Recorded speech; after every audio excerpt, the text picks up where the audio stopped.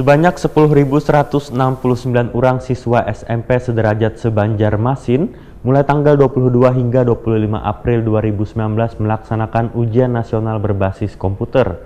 Wali Kota Banjarmasin didampingi Kadisdik Kota Banjarmasin pun melakukan pemantauan di SMP Negeri 10 Baisukan Senin 22 April 2019.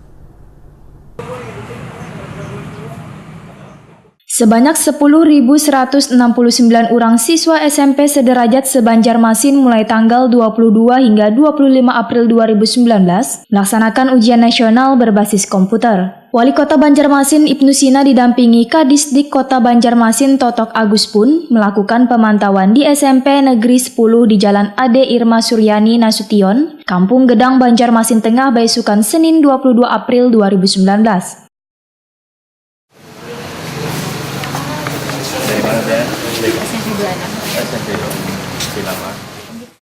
Wali Kota Banjarmasin Ibnu Sina ditakuni Prima TV berharap pelaksanaan UNBK tahun ini dapat berjalan aman wan lancar. Dibandingkan tahun sebelumnya, ujar Ibnu Sina, dalam menghadapi ujian kekanakan wayah ini relatif lebih santai, sehingga bidang yang diujikan dapat diselesaikan dengan baik. Karena UNBK ini tingkat kejujurannya sangat tinggi. Tujuan dilaksanakannya kegiatan UNBK ini, menurut politisi PKS adalah, pemerintah ingin melatih kekanakan sejak SMP untuk berlaku jujur. Tentunya dengan dukungan dari sekolahnya.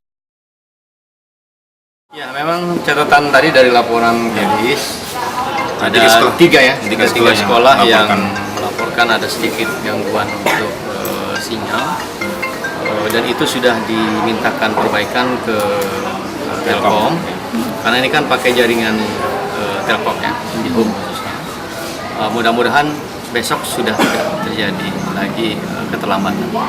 Jaringan sudah diperbaiki sehingga anak-anak kita punya kesempatan waktu yang cukup untuk menyelesaikan ujian yang mereka ikuti.